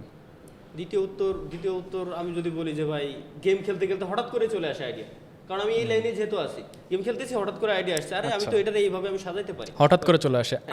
আরেকটা বলেন কিভাবে বের করেন? কারণ কি বেশিরভাগ টাইমে হচ্ছে আপনার আমরা গেম প্লে যখন করি তখন রেকর্ড করে রাখি, আচ্ছা, যাতে করে এটা দিয়ে আমরা কন্টেন্ট বানাইতে পারি। বেশিরভাগ টাইমে আমরা পরবর্তীতে আপনার ভয়েস ওভার দেই বা ফেস ক্যাম দেই, পরবর্তীতে এটা করি। তার মানে হুম হুম। তালহা বেশিরভাগই অ্যাক্সিডেন্টের মাধ্যমে কন্টেন্ট বের করে ফেলে। এটা আমার ভাই শুরু থেকে আমার হিস্টোরি। আচ্ছা, এবার আপনি বলেন আপনি কিভাবে কনসেপ্ট বের করেন? না, এটা তারা ভাই যেটা বললো এটা আমারও শুরুতে এমনই ছিল, যে আমি তো লাইভ স্ট্রিম করতাম একটা না অনেকক্ষণ ধরে। সো লাইভ স্ট্রিম করতে করতে ওইখান থেকে না কন্টেন্ট বের হয়ে আসতো। আমার এখনও পর্যন্ত যতগুলো মোস্ট ভিউ যে কন্টেন্টগুলো আছে সবগুলোই লাইভ স্ট্রিম থেকে। সো ওইগুলো পরে কাট করে করে কন্টেন্ট আকারে আপলোড করি। বাট এখন যেটা করি সেটা হচ্ছে আইডিয়া থেকে, তো এক্সপিরিয়েন্স থেকে তো এমনিতে আসে, আর আছে আমাদের সবার প্রিয় বন্ধু চ্যাট জিপিটি, তার কাছ থেকে অনেক সময় আইডিয়া নিই। ভাই content এটা বানাই। সত্যি কথা ভাই। আমি জিপি বাবার কাছে কন্টেন্টের জন্য তাইলে আপনি পিছায় আছেন ভাই, যুগের সাথে তাল মিলাই চলতে যাওয়াই হবে। যাবে না ভাই, না না, ও দিবে সরল সোজা এমন এটা কিছু। না, আপনি না, use আপনার করতে হবে, ফ্রেমিংটা সঠিকভাবে তো use রেডি করে করতে দেয়। হবে। ভাই ফ্রেমিং রেডি করে দেয়, কিন্তু আমার হচ্ছে সবার থেকে উল্টা। আপনারা গেমের ভালো খেললে আপনাদের অডিয়েন্স পছন্দ করে, আর আমার হচ্ছে উল্টা, আমি যতবার বলবো এটাই। ততবার অডিয়েন্সের ওটাই পছন্দ। এটাই। চ্যাট জিপিটি তো এটা বুঝে না, না, তা তো যে আমার বলবো মরা না। লাগবে, এটা তো ওরে বুঝাইতে পারি না আমি, যে আমি তো গেমের ভিতরে যাই কিভাবে কোন সিস্টেমে আমি মরতে চাই, তুই আমার ওই আইডিয়া দে বাবা। না, এত কিছু কাজ করে আমি দিবে আমি আপনাকে। আমি একটা আইডিয়া দিই কিভাবে কনসেপ্ট পাওয়া যায়, কিভাবে ভিডিও টপিক পাওয়া যায়। গাইস আপনাদেরকেও বলে দিই, দর্শক যারা আছেন। So basically create an alternative Instagram account. Okay, প্রথমে একটা ফেক ইনস্টাগ্রাম অ্যাকাউন্ট খুলতে হবে যেখানে খালি আপনিই থাকবেন। ওইখানে গিয়ে আপনি যেই টাইপের যে জনরাতে ভিডিও বানাইতে চান ওখানে গিয়ে সেটা সার্চ করবেন। ধরলাম আপনি ভিডিও বানাইতে চান পাবজি মোবাইল দিয়ে, ধরলাম আপনি ওখানে সার্চ দিবেন, এবং আপনার কাজ হচ্ছে প্রত্যেক দিন 30 মিনিট করে ওই অ্যাকাউন্টটা ইউজ করা, জাস্ট স্ক্রল করবেন, দেখবেন যে আপনার কাছে ওই গেমিংয়ের কন্টেন্টগুলোই আসে। ওই রিলেটেড কন্টেন্ট। আপনার যে কন্টেন্ট ভালো লাগবে সেটাতে লাইক দিবেন, দেখবেন যে আপনার আরও ভালো লাগে এরকম কন্টেন্ট দিচ্ছে। এরপর ওই আপনার অ্যাকাউন্টটা, ইনস্টাগ্রাম অ্যাকাউন্টটা এমন একটা অ্যাকাউন্ট হয়ে যাবে যেখানে আপনি 10 মিনিট স্ক্রল করা মানে আপনার 200টা বা 300টা কন্টেন্ট আইডিয়া বাইর হওয়া। হ্যাঁ, এটা সত্য। এবং আমার কাছে মনে হয় ভাই, আপনি যদি ভালো কন্টেন্ট 100টা দেখেন, আপনার একটা জেনুইন ভালো একটা কন্টেন্ট আইডিয়া আপনার বের হবে। আপনি আপনার ভেতরে যা দিবেন তাই বের হবে। সো মানে আমি এটা নিজে খেয়াল করে দেখছি, স্পেশালি এখন আসলে সময়টা ওই যে সোশ্যাল মিডিয়া অ্যালগোরিদমের যুগ। এখন আসলে যদি আমি রেগুলার কন্টেন্ট না বানাই তাহলে হয় না। ওই মনের খোরাক থেকে, প্যাশন থেকে যে কন্টেন্ট বানাবো ওটা আসলে হয় না। এমন কিছু সময় থাকে যখন আমি কন্টেন্ট বানাইতে চাই না, আমার কিছু মাথায় আসতেছে না, তারপরে কন্টেন্ট বানাইতেই হবে। সো ওই সময় আমার কাছে মনে হয় এরকম একটা অল্টারনেটিভ ইনস্টাগ্রাম অ্যাকাউন্ট বেশ ভালো কাজে লাগে। না, ভালো টিপস দিছে, এটা ট্রাই করে দেখবো। আমি নিজে অলরেডি কয়েকজনকে ট্রাই করে দেখছি। সো ওদের কাজেও লাগছে। আমি নামগুলো বলতেছি না, তাদের ভেতরে একজন এই পডকাস্টেও আসবে, সামনের যে এপিসোডগুলো আছে সেগুলোতে আসবে। সো দর্শক আপনারা লাইক দিন, একটু জানেন যে আসলে গেস করতে পারছেন কিনা সেটা কে। আমি একটা ক্লু দিয়ে দিই, তার বয়স হচ্ছে 26+। এনিওয়েজ, সো কনসেপ্ট তো পাওয়া হয়ে গেল, কনসেপ্ট ডান, এবার ভিডিওটা তো বানাতেও হবে। আপনারা কি স্ক্রিপ্ট লেখেন? আমি লেখেন দেখি। আপনি কিভাবে লিখতে পছন্দ করেন? জাস্ট পয়েন্টগুলো লিখে রাখেন নাকি? যদি সেটা অনেক বেশি ক্রিটিক্যাল কন্টেন্ট হয়ে থাকে, মানে কমপ্লেক্স, আমার নিজের মাথার উপর দিয়ে যেতেছে বলতে গেলে, সো সেই ক্ষেত্রে আমি যেটা করি, স্ক্রিপ্ট শুরু থেকে শেষ পর্যন্ত লিখি। আমার একটা টেলিপ্রম্পটার আছে। হ্যাঁ, সো টেলিপ্রম্পটারটা আমি ক্যামেরার সামনে রেখে ওখানে আমি আমার মোবাইলটা প্লেস করে রাখি, যেটাতে দেখা যায় আর কি। ক্যামেরার দিকে তাকায় থাকি, বাট বোঝা যায় না আর কি, অডিয়েন্স মনে করে যে আমি ক্যামেরার দিকে তাকায় আছি, বাট অ্যাকচুয়ালি আমি টেলিপ্রম্পটার দিয়ে স্ক্রিপ্টটা পড়তেছি এবং ন্যাচারালি ফুল কন্টেন্টটা আমি মেক করে ফেলি। আমি একবার ট্রাই করছিলাম, সেটা এত ঝামেলা। হ্যাঁ, একটু ঝামেলা হয় না। এবং মাঝে মধ্যে আমি যেটা করি যে বুলেট পয়েন্টগুলো লিখে রাখি, জাস্ট ওই দেখে দেখে। আপনি আমাকে একটা কথা বলেন, আপনি স্ক্রিপ্ট লেখেন না কেন? স্ক্রিপ্টের আপনি করতেছেন গেমিং, আপনার স্ক্রিপ্টের তো আমার মনে হয় না যে কোনো না, গেমিং এর ক্ষেত্রে তো স্ক্রিপ্ট লাগে না আসলে। জাস্ট লাগবে একটা না? পয়েন্ট দরকার যে আপনি এই ভিডিওতে কি করতে যাচ্ছেন, আপনার মিশন কি, গোল কি এই ভিডিওতে। যেমন আমি যদি হচ্ছে টেকনো গেমারের কথা বলি, টেকনো গেমার একদম স্ক্রিপ্ট ফলো করতে পছন্দ করে, হি রাইটস হি স্ক্রিপ্ট। আমি যদি হচ্ছে এখন এরকম আরও অনেক কন্টেন্ট ক্রিয়েটার আছে, যেমন আমি বাংলাদেশের যদি স্টোরি হেডের কথা বলি, সে তার স্ক্রিপ্ট লিখে তারপরে কন্টেন্ট বানাইতে পছন্দ করে। এখানে কথা আছে, আপনি কেন লেখেন না সেটা বলেন। আচ্ছা এখানে কথা আছে, যখন আমি জিটি এর ভিডিও বানাই তখন স্ক্রিপ্টের একটা প্রয়োজন পড়ে, তখন তারপরও আমি স্ক্রিপ্ট লিখি না কখনো। স্ক্রিপ্ট যখন আমি খাতায় লিখবো বা মোবাইলের স্ক্রিনে লিখবো দেখবো, তখন আমার ওইটার উপরে আমার ব্রেন সর্বদা ফোকাস থাকবে। স্ক্রিপ্টটা আমি ভয়েস রেকর্ড করে রেখে দিই, পরবর্তীতে একবার শুনি যাতে আমার ব্রেনে ওটা থাকে, আর আমার অভ্যাসই থাকে যাতে আমি মুখ দিয়ে কথা ওইভাবে আমি বলতে পারি। এটা হচ্ছে ভাই মানে যার যার সিস্টেম আলাদা। আমার সিস্টেম এটা, যখন আমি জিটিএর ভিডিও তৈরি করি তখন একটা স্ক্রিপ্টের প্রয়োজন পড়ে যে এরপরে কী হবে, এরপরে কী হবে, নর্মালি আমি ওইটা বলে দিই। কিন্তু এই যে ডায়লগগুলো, এটা আমি কখনো লিখে রাখি না। আমি জাস্ট এটা লিখে রাখি বা এটা ভয়েস দিয়ে রাখি, রেকর্ড করে রাখি যে এরপরে কী করতে হবে আমাকে, এরপরে কী করতে হবে, এতটুকুই এনাফ আমার জন্য, বাকিটা অভিজ্ঞতা। একটা ভিডিওতে সবচেয়ে ইম্পর্টেন্ট পার্ট কোনটা? সেটা থাম্বনেইল, টপিক, কিভাবে কথা বলবেন সেটা, জামা কি পরবেন সেটা, ব্যাকগ্রাউন্ড মিউজিক সেটা, নাকি কোনটা সবচেয়ে ইম্পর্টেন্ট একটা ভিডিও? একটার সাথে কানেক্টেড আসলে ভাই, মানে আমি একটা তো আর একটা বলতে পারবো না, তবে যদি সব থেকে ইম্পর্টেন্ট পার্ট বলি সেটা হচ্ছে অডিও। অডিও, হ্যাঁ, because আপনি যখন বলতেছেন কিছু, অবশ্যই ভিডিওতে কিছু বলবেন, ওই অডিওটাও যদি খারাপ হয় তাহলে আপনার ভিডিও কোয়ালিটি যতই বেস্ট হোক না কেন ওই ভিডিও দেখবে না। আপনার মতে? 100% অডিও, অলওয়েজ অডিও, সর্বপ্রথম অডিও। এক্সেপ্ট অডিও, কোনটা সবচেয়ে অডিও ইম্পর্টেন্ট? বাদে থাম্বলাইন মাস্ট বি ম্যাটার করে। থাম্বলাইন ইউটিউবের ক্ষেত্রে যদি আমি বলি, থাম্বলাইন অবশ্যই ম্যাটার করে, এবং ফার্স্ট 3 সেকেন্ড আপনি কি করতেছেন এটা অবশ্যই ম্যাটার করে। কারণ আপনি যদি এখন ফেসবুক স্ক্রল করেন, টিকটক স্ক্রল করেন, ইউটিউব স্ক্রল করেন, তিনটা আপনি স্ক্রল করে দেখবেন, ফেসবুক আর টিকটক দুইটার অ্যালগোরিদম কিন্তু সেম। কেন সেম? স্ক্রল করবেন অটোমেটিক ভিডিও প্লে হয়, বাট ইউটিউবের ক্ষেত্রে এটা কিন্তু হয় না। ইউটিউবের ক্ষেত্রে থাম্বলাইন ভালো লাগবে, এরপরে এই অ্যাঙ্গুল যাবে ক্লিক দিতে, এর আগে কিন্তু ক্লিক দিবে না। ব্যাপারটা বুঝতে পারছেন? তার মানে দুইটা অ্যাঙ্গেল আমরা পাইলাম। আপনার কাছ থেকে আমি পাইলাম প্রোডাকশন এবং প্রি প্রোডাকশন অ্যাঙ্গেল, তালহার কাছ থেকে পাইলাম আমি পোস্ট প্রোডাকশন এবং ডিস্ট্রিবিউশন অ্যাঙ্গেলটা। অবশ্যই। ওই জিনিসটা খুব ইম্পর্টেন্ট। আমার মনে হয় ডিস্ট্রিবিউশনে আমরা কেউ ফোকাস করি না যারা আমরা কন্টেন্ট ক্রিয়েটার। তবে এখানে আরেকটু কথা আছে, বলেন। এখানে আরেকটু কথা আছে, মোস্ট ইম্পর্ট্যান্ট যেটা, যদি আপনি ফোন দিয়ে ভিডিও এডিটিং করেন আপনার গেমিংয়ের ভিডিও, তাহলে তো ঠিক আছে। যদি আপনি পিসি দিয়ে এডিটিং করেন, যে সফটওয়্যার দিয়ে এডিটিং করেন না কেন, একটা জিনিস যেটা সবাই ভুল করে, এক্সপোর্ট দেওয়ার সময় মাস্ট বি যে টপিক নিয়ে আপনি ভিডিও তৈরি করছেন মাস্ট বি ওইটা টাইটেলে দিয়ে দিবেন এক্সপোর্টিংয়ের টাইমে। এটা ইম্পর্ট্যান্ট, এটা অনেকেই জানে না। এবং এক্সপোর্টিংয়ের টাইমে যদি আপনি এটা কি ভিডিওর মেটা ডেটার জন্য? হ্যাঁ, হ্যাঁ, এটা মোস্ট ইম্পর্ট্যান্ট, এসইওতে কাজে লাগে এটা। এসইওতে কাজে লাগে। পরের পার্টে আসতেছি। তবে এক্সপোর্ট দেওয়ার সময় যদি এটা কি ফেসবুকেও কাজে লাগে নাকি অনলি ইউটিউব? ফেসবুক, ইউটিউব বেশি কাজে লাগে। আচ্ছা, তারপরে ইউটিউবে because of the meta data. হ্যাঁ, এটা খুবই কাজে দেয়, খুবই কাজে দেয়। Okay. এক্সপোর্টিং এর টাইমে যেটা আপনার ভিডিওর টপিক ছিল ওটা টাইটেলে দেওয়া এক্সপোর্টিং এর টাইমে। এবং যখন আপনার ভিডিওটা এক্সপোর্ট দিবেন, আর যদি 1080p হয়, যেহেতু গেমিং এর ভিডিও, এফপিএস গেম হলে মিনিমাম বিটরেট 19000 দিবেন বা 19 MB পার সেকেন্ড। যদি 2K হয় তাহলে 36 MB পার সেকেন্ড। 19000 বিটরেট, এত ইন্টারনেট আমার বাসায় নেই। না 19000 বিটরেট ভাই। 19000 হবে না ভাই, আমি 8000 দিয়ে করি।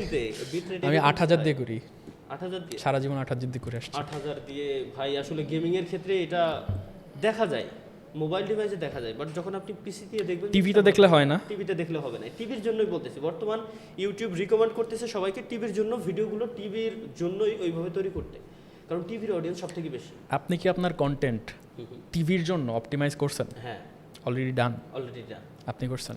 না, আমি টিভিতে এখনো ফোকাস করিনি। এই জন্যই বললাম আমি এটা করতে, বিটরেট বাড়াই দিতে, কারণ টিভির অডিয়েন্স সব থেকে বেশি। টিভিতে বাড়াইতে হয়, টিভিতে বাড়াতে হয়, বাট প্রবলেম আছে ভাই এখানে একটা, আমি আপনাকে বলি। এই বিটরেটের জায়গাতে, মানে আমি জানি এখানে অনেকেই আসলে বিটরেট উল্টাপাল্টা হয়তো চিন্তা করতে পারে দেখার পর, বাট কথা হচ্ছে বিটরেট আপনি বাড়ায় দিলেই যে দেখতে পারে, ব্যাপারটা তো এরকম না। তো ওটা রিসিভ করার মতো ক্যাপাবিলিটি লাগবে, তার যদি ইন্টারনেট খারাপ হয়। ইউটিউব অটো অপটিমাইজ করে নেয়, যখন আপনি ইউটিউবের কাছে প্রপার আপনি দিয়ে পাঠাতে পারবেন তখন তো ইউটিউব অপটিমাইজ করে দিচ্ছে। বাট আপনি যদি প্রপার নাই পাঠাতে পারেন, ইউটিউব এনহ্যান্স করে এরপরে দিবে। তো এনহ্যান্স সবাই দেখতে পারে না, ইউটিউবে সাবস্ক্রিপশন নেওয়া লাগে। এবার আরেকটু শর্টকাটে আসি ফরম্যাটের দিকে। আপনি তো ডিফারেন্ট ফরম্যাটের কন্টেন্ট বানান, কোন ফরম্যাটের কন্টেন্ট সবচেয়ে ভালো কাজ করে? মানে ভিউজ বেশি আসে নাকি ইন্টারাকশন ভালো হয়, মানুষ বেশি পছন্দ করে? মানুষ বেশি পছন্দ করে must be long content, long video. তবে বেশি ভিউজ আসে শর্ট ভিডিওগুলোতে, শর্টসে, কারণ শর্টস ওই যে বললাম, শর্টসে কিন্তু স্ক্রল করলে অটোমেটিক সামনে চলে আসে, থাম্বলাইনের কোনো প্রয়োজন পড়ে না। হোয়াট ডু ইউ থিঙ্ক, আপনার কি মনে হয়? এখন না মানুষ ওই যে একটা জিনিসে সময় খুব বেশি অপচয় করতে চায় না, যদি না অনেক বেশি ইন্টারেস্টিং হয়ে থাকে।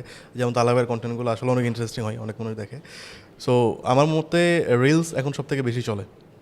মানে লং ফর্মের যুগ একসময় ছিল, বা মিস্টার বিস্ট টাইপের কন্টেন্ট যারা বানায় তাদেরগুলোও চলে এখন, বাট সব থেকে বেশি রিলসগুলোতেই ভিউজ হয় এবং এটাই চলে। দর্শক, এবারে আপনাদের জন্য তৃতীয় প্রশ্ন। আমরা গেমারদের মুখে অনেক সময় বিভিন্ন কথা শুনতে পাই, 60 FPS, 90 FPS, 120 FPS। এখানে FPS বলতে গেমাররা আসলে কি বোঝান? কমেন্টে অবশ্যই আপনার উত্তর দেবেন এবং দেখিয়ে দেবেন আপনি প্রকৃত গেমার। জিতে নিতে পারেন আপনিও এয়ারটেলের তরফ থেকে আকর্ষণীয় অনেক উপহার। কন্টেন্ট বানালেন, খুব ভালো কথা, খুব সুন্দর কনসেপ্ট, থাম্বনেইল, টাইটেল সব কিছু ভালো, কিন্তু সেটা তো মানুষের কাছে পৌঁছাতে হবে। এখন তো অর্গানিক রিচ অনেক কম, specially on Facebook. What's your strategy, কীভাবে একটা মানুষ তার কন্টেন্টটাকে মানুষের কাছে পৌঁছাতে পারবে? ইউটিউবের কথা যদি আমি বলি ভাই, আর ফেসবুকের কথা যদি বলি, এই জন্যই ফার্স্টে আমি ভিডিওতে বলে আসছি যে ভিডিও এডিটিংয়ের টাইমে প্রথম 3 সেকেন্ড ম্যাটার করে। আপনি ওইখানে কী দেখাইতে চাচ্ছেন, পুরো ভিডিওতে কী দেখাইতে চাচ্ছেন, ফার্স্ট 3 সেকেন্ডে ট্রাই করবেন আপনারা ভয়েস ওভার দিয়ে। ভয়েস ওভারের সাথে একটা জোস লেভেলের ব্যাকগ্রাউন্ড মিউজিক, দুইটাই ম্যাটার করে, ভয়েস ওভার, ব্যাকগ্রাউন্ড মিউজিক। আর আপনি যে উপরে যে ভিডিওটা দেখাবেন, ভিডিওর কোনো সাউন্ডের কোনো প্রয়োজন নাই, ফার্স্ট 3 সেকেন্ড ম্যাটার করে। আপনি 8-10 সেকেন্ড ওটা করে দিলেন, ফেসবুকের অ্যালগোরিদম অটোমেটিক ওটাকে পুশ করবে, কারণ অটোমেটিক স্ক্রল হয়েছে, বললাম স্ক্রল সিস্টেম। মানুষ যখন দেখবে যে ইন্টারেস্টিং কিছু হইতে যাচ্ছে, দেখে কি আছে। ইউটিউবেও সেম, ইউটিউবে অবশ্যই কিন্তু এসইও ম্যাটার করে। হ্যাশট্যাগ ম্যাক্স আপনি 15টার বেশি ইউজ করতে পারবেন না, 15টার বেশি হ্যাশট্যাগ ইউজ করতেই পারবেন না। যারা 15টার বেশি হ্যাশট্যাগ ইউজ করবে তাদের ক্ষতি ভবিষ্যতের জন্য। ডিসক্রিপশন বক্সে কমা ইউজ করতে পারবেন না, কমা ইউজ করলে ভবিষ্যতের জন্য ক্ষতি। ভিডিও সপ্তাহে কয়টা আপলোড দেওয়া উচিত? ভিডিও সপ্তাহে আমি বলবো যে আপনি সপ্তাহে একটা দেন, কিন্তু দেওয়ার মতো দেন, এমন একটা দেন যেটা আসলে মানুষ পছন্দ করে। সপ্তাহে একটাই দেন আপনি, সমস্যা নেই, কিন্তু এমন একটা দেন যেটা মানুষ পছন্দ করে, যেটার জন্য পরবর্তী আরও 1 সপ্তাহ আপনার জন্য ওয়েট করে যে ভাই আপনি কি এটার সাথে একমত? অনেকে যে বলে যে আপনি যত বেশি সোশ্যাল মিডিয়াতে অ্যাক্টিভ থাকবেন তত বেশি অ্যালগরিদম আপনাকে সাপোর্ট করবে, এটা কি ভুল? দেখেন ওই যে টাইমিং যে ব্যাপারটা, হ্যাঁ, এখন আপনি যদি সপ্তাহে একটা ভিডিও আপলোড দেন, সেটা ধরুন আপনি শনিবারে আপলোড দিচ্ছেন এবং রাত 8টায়, পরের সপ্তাহ ট্রাই করতে হবে শনিবারে আপলোড দেওয়ার জন্য এবং রাত 8টায়। আপনি যদি এই জিনিসটা ফলো করতে থাকেন তাহলে ইউটিউব আপনাকে অটোমেটিক্যালি পুশ করবে। কিন্তু আপনি কন্টেন্ট এমন দিলেন যেটা আসলে মানুষ নিতে পারতেছে না বা দেখতেছে না, বাট আপনি কন্টেন্ট দেওয়ার দরকার দিয়ে যাচ্ছেন, এটা তো লাভ নাই। আপনাকে এমন কন্টেন্ট দিতে হবে যেটা আসলে মানুষ দেখবে, এঙ্গেজমেন্ট আসবে। এঙ্গেজমেন্ট যদি না আসে তাহলে আপনার কন্টেন্ট দিয়ে লাভ নাই। আর হোয়াট অ্যাবাউট অ্যাসপেক্ট রেশিও? কারণ এখন আসলে এতগুলো প্ল্যাটফর্ম, আপনি টিকটকের জন্য একটা আপনার অ্যাসপেক্ট রেশিও, ফেসবুকের জন্য ডিফারেন্ট অ্যাসপেক্ট রেশিও। আমি যদি বলি ভাই, প্রত্যেকটা প্ল্যাটফর্মে আপনি কেন আলাদা আলাদা অডিয়েন্স বিল্ড করতেছেন না? আমার যদি প্ল্যাটফর্মগুলো দেখেন, আমার ফেসবুকের জন্য আলাদা অডিয়েন্স, আমার ইউটিউবের 5টা চ্যানেল, 5টাই ডিফারেন্ট ক্যাটাগরির। 2টা হচ্ছে গেমিংয়ের, একটা মোবাইল গেমিং, একটা পিসি গেমিং, একটা ব্লগিং, একটা ফানি ভিডিও। এবার যদি ফেসবুকের কথা আমি বলি, ফেসবুকে আমার 2টা পেজ, একটাতে আমি কি করি জানি না, ফলোয়ার হয়ে রয়েছে 2 লাখ প্লাস, ফেলানো রয়েছে পড়ে। আরেকটাতে মনে হয় 1.2 মিলিয়ন, ওইটাতে আপনার গেমিংয়ের ভিডিও দেই মাঝে মাঝে। এখন গত মনে হয় 21 দিন আগে একটা ভিডিও দিয়েছি, এখনও পর্যন্ত দেইনি, কারণ এইখানের অডিয়েন্স আমার আলাদা, ইউটিউবের অডিয়েন্স আমার আলাদা। এবার যদি বলি টিকটকে গেম রিলেটেড আমার কিছুই নেই, ওইখানে গেমিংয়ের সাথে আমার কোনো সম্পর্কই নেই, বুঝতে পারছেন আশা করি। ওইখানে গেমিংয়ের সাথে আমার কোনো সম্পর্কই নেই। অ্যাসপেক্ট রেশিওর কথা যদি এবার আমি বলি, যেহেতু 3টা প্ল্যাটফর্মের আমি কথা বললাম, ফেসবুকে কিন্তু আমি ইউটিউবের সাইজে 16:9-এও ভিডিও আপলোড দিতে পারবো, তবে ফেসবুক এটা অ্যাকসেপ্ট করে না। ফেসবুকের সাইজ হচ্ছে 1:1, মানে 1080x1080। টিকটকের সাইজ হচ্ছে আপনার 9:16, মানে 1920x1080। ইউটিউবের সাইজ আবার টিকটকের উল্টা, 1080x1920। এখন এই জিনিসটা আপনি কিভাবে করেন, মানে how do you solve this problem? 3টা প্ল্যাটফর্ম আমার আলাদা, আমি আলাদা আলাদা ক্যাটাগরির ভিডিও তৈরি করি। এর আগে বলে রাখলাম যে আপনি ভিডিও সপ্তাহে একটা দেন, কিন্তু দেওয়ার মতো দেন। আমার এক চ্যানেলে আমি সপ্তাহে একটা ভিডিও দিই, দেওয়ার মতো দিই। তার মানে আপনার যে কন্টেন্টগুলো, যেগুলো আপনি রিপারপাস করতে পারতেন, আপনি কন্টেন্ট রিপারপাস করেন না, খুব কম। আপনি ভাই কন্টেন্ট হচ্ছে রিপারপাস করেন? অলরাউন্ডার, হ্যাঁ আমার করা হয়। আমি যেমন একটা ভিডিও যদি শ্যুট করি তাহলে আমি ফ্রেমটা এমনভাবে রাখি যেন ওটা আমি পরবর্তীতে রিলস আকারে কাট করতে পারি এবং ইউটিউবেও দিতে পারি, টিকটক, ফেসবুক সব জায়গাতে দিতে পারি। সো ওইভাবে আমি একবারে শ্যুট করে ফেলি। কিছু কিছু কন্টেন্ট যেটা মানে স্পেশালি আমি জাস্ট শর্টই বানাইতে চাই, সেগুলো আমি আলাদাভাবে শ্যুট করে ফেলি। বুঝতে পারছি। এতে করে কিন্তু আমি অডিয়েন্স বিল্ড করতে পারতেছি না। আমি এর জন্য বললাম এটাতে আলাদা। তালহার যে ব্যাপারটা হয় সেটা হচ্ছে তার অডিয়েন্সদের ভেতর থেকে কেউ একজন তার ওই শর্টসগুলো ক্রিয়েট করে টিকটকে আপলোড দেয়, আপলোড দিয়ে 100K 1 মিলিয়ন টিকটক বানায় ফেলে। না আমি বলে দিছি ভাই, আমার ভিডিও সবার জন্য ফ্রি। হ্যাঁ, সো বেসিক্যালি সে নিজে যে একজন কন্টেন্ট ক্রিয়েটর তা না, তার অডিয়েন্সও কন্টেন্ট ক্রিয়েটর হয়ে যায়, তার অডিয়েন্স কন্টেন্ট দেখতে দেখতে সবার জন্য ফ্রি। Yeah, it's good. আর এবার একটু সিরিয়াস কথায় আসি। আপনি প্রায় 1 দশক ধরে কন্টেন্ট বানাচ্ছেন, অনেক নেগেটিভিটি আপনার নিশ্চয়ই দেখতে হয়েছে, সেগুলোকে কিভাবে হ্যান্ডেল করা হয়? আমি একটু শর্ট টেম্পার। সো যেটা প্রথম দিকে হইতো যে নেগেটিভ কমেন্টগুলো দেখলে অনেক রেগে যেতাম এবং ভিতরে অনেক খারাপ লাগতো যে আসলে আমাকে এই কথাটা কেন বললো, আমি তো খারাপ কিছু করতেছি না, আমি অনলাইনে আসতেছি গেম খেলতে, অডিয়েন্সকে এন্টারটেইন করতে, আমি কারো ক্ষতি করতেছি না। বাট একজন এসে কমেন্টে একটা উল্টোপাল্টা কমেন্ট করে চলে গেল, এই জিনিসটা আমার কাছে খারাপও লাগতো, আবার রাগও হইতো, অনেক সময় ডিমোটিভেট হয়ে যেতাম যে না আর কন্টেন্ট বানাবো না। কারণ এটা একটা হ্যাঁ ট্যাকেল করতেন কীভাবে ব্যাপারটা? না, এটা আস্তে আস্তে মানে নিজে থেকে এটা মাথা থেকে সরে যেত বাট আমার কাছে এমন লাগতো মাঝে মধ্যে যে এই হেড কমেন্টগুলো দেখে মনে হতো যে আমি কন্টেন্ট ক্রিয়েশন ছেড়ে দিব, মানে এটা একটা মেন্টাল একটা ট্রমা হয়ে যেত কমেন্টগুলো দেখতে দেখতে। বাট পরবর্তীতে আমি যেটা করলাম সেটা হচ্ছে কমেন্ট কম দেখা শুরু করলাম, এবং ওই কমেন্টগুলো আসলেও ইগনোর করি আর কি। এখন ওটা শুয়ে গেছে। What about you? আমারও সেম, প্রায় সিমিলার, বাট এতটাও না। আসলে প্রথম এরকম নেগেটিভ কমেন্ট আসতো প্রচুর পরিমাণে, বাট একটা সময় দেখলাম কি যারা নেগেটিভ কমেন্ট করে তাদের কাজই নেগেটিভ কমেন্টই করা, অন্য কিছুই না। তারা ডিফারেন্ট একটা কমিউনিটি থেকে আসলে বিলং করে, তাদের কমিউনিটিটাই টোটালি আলাদা। ব্যাপারটা বুঝতে পারছেন আশা করি। তো তারা আমার কমিউনিটির সাথে আসলে মিলতে পারতেছে না বা পছন্দ হচ্ছে না, হিংসায় যন্ত্রণায় সে ওই কমেন্টটা করতেছে। তো ধীরে ধীরে আমি বুঝে গেছি জিনিসটা, তখন শুয়ে গেছে, তখন কিছু মনে করি না। তার মন চাচ্ছে সে কমেন্ট তো একেবারে ইজি, যে করে স্বাভাবিক, সে আমার অডিয়েন্স হিসেবে আসছে, কমেন্ট করছে, চলে গেছে, ব্যাস এনাফ। তাকে এখন আমরা একটা এঙ্গেজমেন্ট হিসেবে ধরি, সে আমাদের এঙ্গেজমেন্টের পার্ট, আমাদের ভিডিও সে রিচ দিতে হেল্প করতেছে। কন্টেন্ট ক্রিয়েটর হতে গেলে এগুলো আসলে মাস্ট, স্বাভাবিক। এগুলো ভাই দুনিয়াতে আসলে যদি আপনি থাকতে চান, আপনি কন্টেন্ট ক্রিয়েশন লাইফও যদি আপনি বাদ দেন না, আপনার রিয়েল লাইফের কথাও যদি আপনি চিন্তা করেন, তারপরও দেখবেন যে আপনি ভালো কাজ করেন, আশেপাশে থেকে দুই একজন আপনার নামে বদনাম করবে। এবার একটু আরেকটু সিরিয়াস জায়গায় যাই, অবশ্যই লেভেল আপ। আপনি কিভাবে আপনার এই কন্টেন্ট ক্রিয়েশন এবং স্ট্রিমিং ছেড়ে দিতে চান? How do want to end your career? ঠিক ঠিকানা নাই। আমি এমন একজন পার্সন, আমি কখন কি করব কি না করব, যখন আমি আমার রিয়েল লাইফ এবং content creation life totally different. যদি আমি বলি রিয়েল লাইফে আপনি আমার সাথে 5 মিনিট গল্প করলে আপনি আমার ফ্যান হইতে বাধ্য, অ্যাজ এ ভাই ব্রাদার হইতে বাধ্য, বন্ধু হইতে বাধ্য, আপনি আমার সিনিয়র হন আর জুনিয়র হন, ডাজেন্ট ম্যাটার।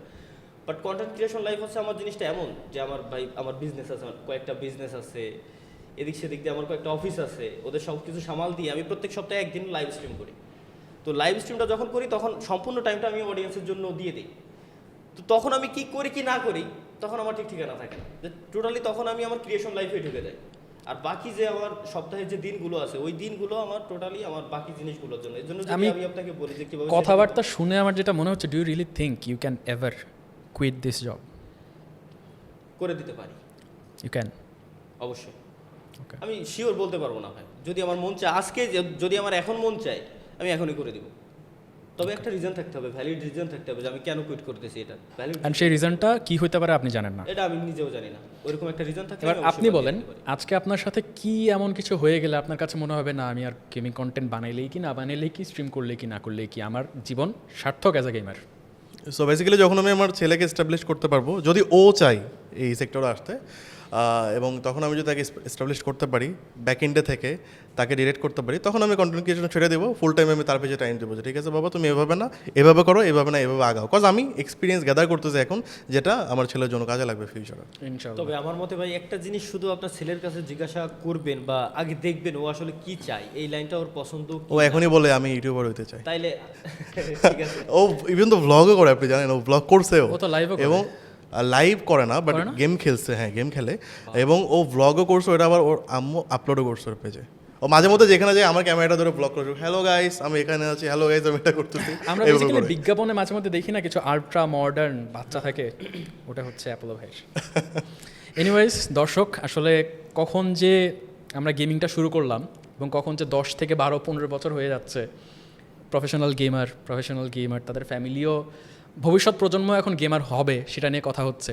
এখানে যে আমরা কবে আসলাম আমরা জানি না, কিন্তু এয়ারটেলকে অসংখ্য ধন্যবাদ নেক্সট লেভেল গেমিং এই পডকাস্ট আয়োজন করার জন্য। এটা সেকেন্ড সিজন। এর আগে আমরা ফার্স্ট সিজনেও দেখতে পেয়েছি আমাদের বিভিন্ন গেমার বিভিন্ন দেশের বিভিন্ন প্রান্ত থেকে এসেছিল তাদের গল্প শেয়ার করতে। আজকে তারা তাদের গল্প শেয়ার করলেন, আমরা আমাদের ভবিষ্যৎ এপিসোডগুলোতে আরও বিভিন্ন গেমার এবং কন্টেন্ট ক্রিয়েটরদের কাছ থেকে তাদের গল্প জানবো, এবং আপনারাও আপনাদের বিভিন্ন গল্প আমাদের সাথে কিন্তু জানিয়ে দিতে পারেন কমেন্ট বক্সে। আজকের মতো এখানেই বিদায় নিচ্ছি, ভালো থাকবেন, সুস্থ থাকবেন, সকলকে খোদা হাফেজ, আসসালামু আলাইকুম।